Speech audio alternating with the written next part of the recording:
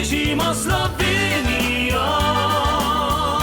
Povežimo Slovenijo je odličen projekt, ki omogoča vsem sodelujočim povezovanje in daje zgled tudi tistim, ki niso zraven.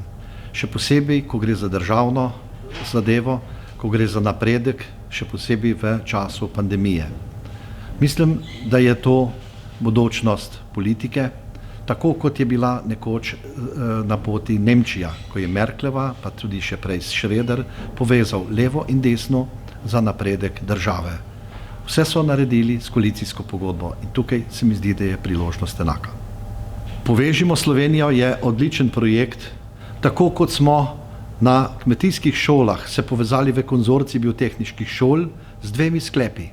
Prvi je bil, od danes naprej ne jamramo več, iščemo izhode, iščemo rešitve. In drugi sklep je bil, dajmo fige iz žepov na mizo.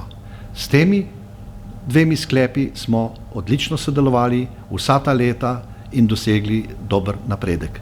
Tako lahko naredimo tudi v politiki. Povežimo Slovenijo.